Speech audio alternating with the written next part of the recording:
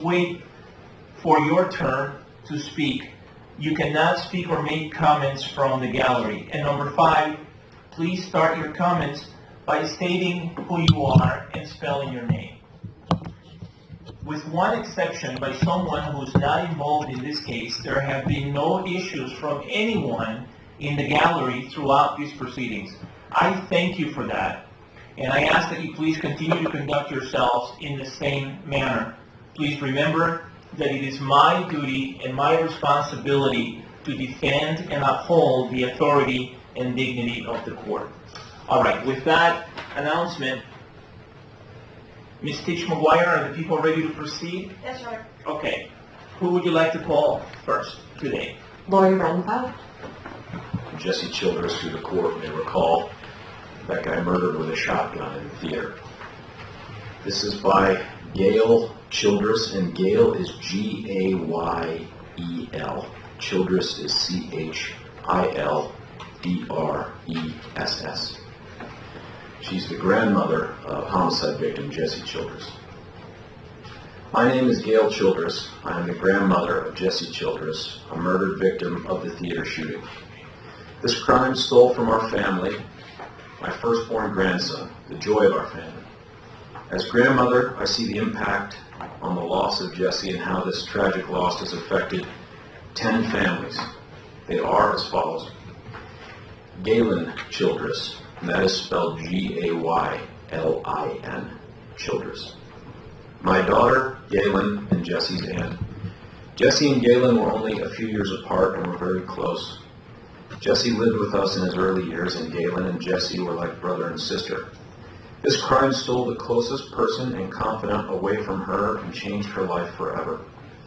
The loss for her threw her into a very deep depression and PTSD syndrome that she is still struggling with and still needs to see a specialist in trauma and attachment. Lisa and Shannon Childress. Lisa is the traditional spelling. Shannon has 2 N's next to each other and an O-N. My son and lovely daughter-in-law, the father and mother of Jesse Childress, their firstborn son. My feelings for my son and his family's loss is unbearable, and she has italicized and bolded unbearable. I'm so grateful for my son's wife, Lisa, who is so strong and caring and knowing how to comfort her husband and family. I see my son has withdrawn within himself. He doesn't know how to deal with his emotions, with the loss of Jesse. Even though Lisa is strong on the outside, I feel she's very fragile on the inside. I am paralyzed in grief, knowing that there is nothing that will bring Jesse back to his mother and father and his 2 brothers. Tyler and Colin Childress, and Colin is C-O-L-L-I-N. The loss of Jesse, their big brother. How can you even imagine the loss of their big brother, who they both looked up to and loved? Jesse was showing the way for them to enter adulthood, serving his country, earning his entry to college, a comment to education. They lost their beloved brother, whom they wrestled with, camped with, laughed and joked with, and loved dearly. John Hook, traditional spelling. Jesse's beloved grandfather. They forever shared the football games together. John loved his firstborn grandson very much. What a shame to have that special child taken away, leaving grandfather to grieve. Alan and Richard Hook, all traditional spelling. Jesse's uncles, who were guides in Jesse's life, showing him how to live a clean and moral life, teaching Jesse how a young man goes about tackling life with zesto. They are now without their little bear cub to watch over and protect. Lynn Cederquist, L-Y-N-N-C-E-D-E-R-Q-U-I-S-T. Jesse's beloved aunt, who loved him and misses him dearly. Ojai, I'm probably butchering that, O-J-A-I. The town where his father and mother grew up and where I and Lisa's dad still live. The whole community of Ojai, and I apologize if it's pronounced a different way, are all watching in silence out of respect, love, and sympathy. Say nothing in fear of disturbing us. At the same time, we are needing and wanting comforting, but at the same time, we are on guard, hoping no one brings up the trial or the, quote, incident, end quote, for it begins to open the wound. Taking Jesse from us left a large hole in our family. I think it's justice that the one who stole Jesse's life and crippled his family with grief and loss should give his life in return. Through my tears I write this. Thank you for listening to A Grandmother's Heart. Gail Childress, grandmother of my beloved Jesse Childress. Thank you. Carly Richards. This is a victim impact statement from Anshania Thompson, Theater 9 survivor. My name is Anshania Thompson. In the summer of the shooting, I had just returned home from Kansas after completing my first 2 years of college, where I ran track and field on scholarship. I had returned home that summer because I was blessed enough to have earned a partial track and field scholarship at Colorado Western University to run cross-country and track and field for the next 2 years of college. For that whole summer, Derek and I walked once or twice a week, literally, to Century 16 to watch movies, sometimes even twice a day. My birthday had just passed, and I was counting down the days until The Dark Knight Rises would be premiering. So the day had finally arrived, and I went online to Fandango, attempting to purchase tickets for my husband, and I had my card declined and declined. But I was persistent. An hour later, I went back online, and to my surprise, there was not only a 12 a.m. showing as an option, but also a 12:05 option. That would be the Theater 9 showing. To this day, I ask myself why I did not just give up when my card declined, why I didn't just stay home and try again the next day. I sure wished I had, because my life is forever changed. Every day for the past 3 years has been nothing short of a dark night.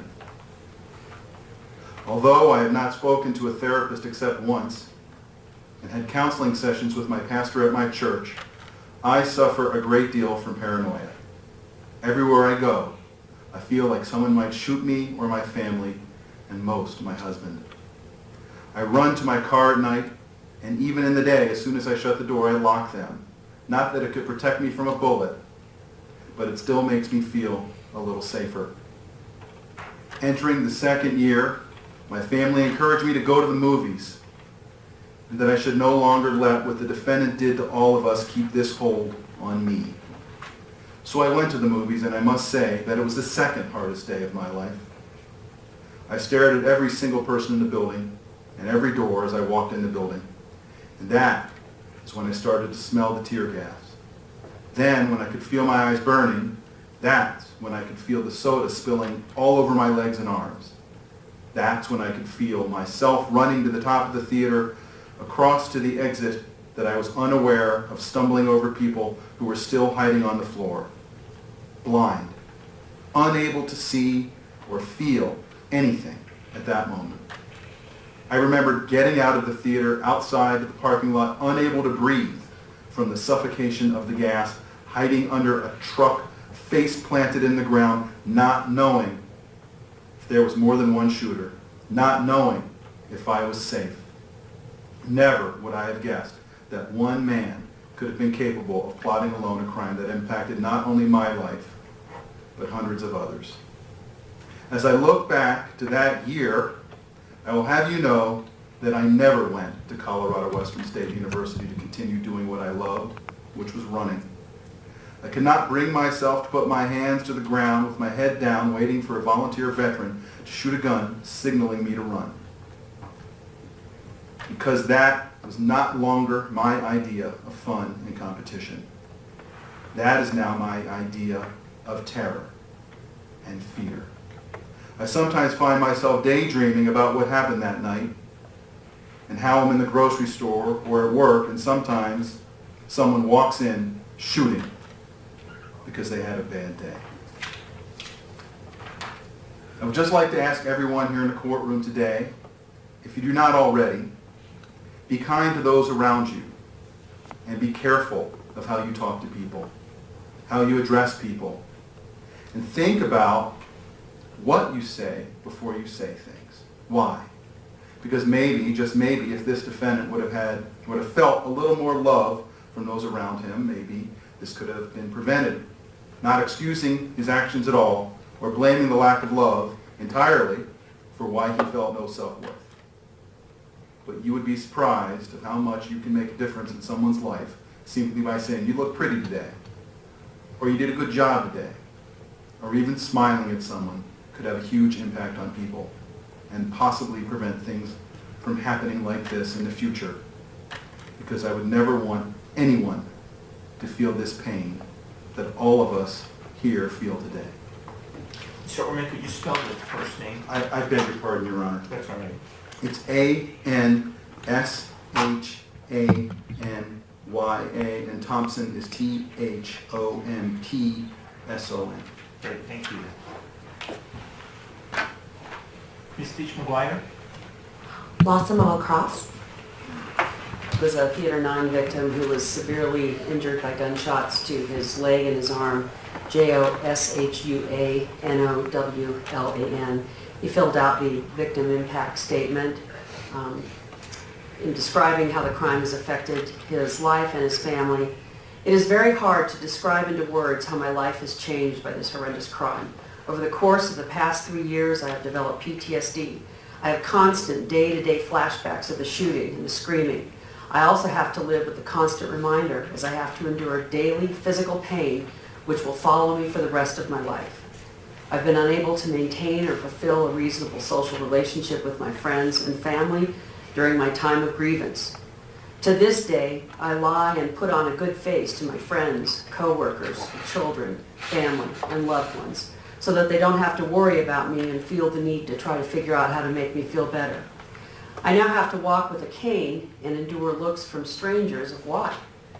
I've also been called House from the TV show. I find myself sometimes hiding behind jokes because my scars and limp have made me self-conscious of my own body and looks. My family and friends don't look at me the same way as they did before the shooting, and most days I feel I have to go out of their way, and most days I feel they have to go out of their way to make sure I'm comfortable with my surroundings. I also believe that they feel the need to be careful with their words to avoid an awkward conversation that would trigger anything about my injuries or emotional state. Part B, please describe any physical or emotional injuries sustained as a result of this crime. I suffer from muscle and chronic pain in my left leg and neuropathic pain in my right arm that fluctuates at a pain level scale between 4 and 7 on most normal days. I've lost partial functionality and a loss of feeling in the fingers of my right hand and left foot. My life now revolves around taking pain pills, muscle relaxants, and nerve medications to diminish my pain. I attend a combination of physical and strength therapy 3 times a week so I can develop muscle strength and flexibility and try to live a semblance of the life that I had before the shooting. Eventually, I will have to have reconstructive surgery in my arm to release nerve pain, and I'm in talks with my doctors about amputating my left leg to lessen the physical pain. In addition, I'm dealing with the emotional strain of the financial impact of the time in the hospital, out of work, rehabilitation, giving up on my dream job, and the ongoing surgeries have had on me and my family.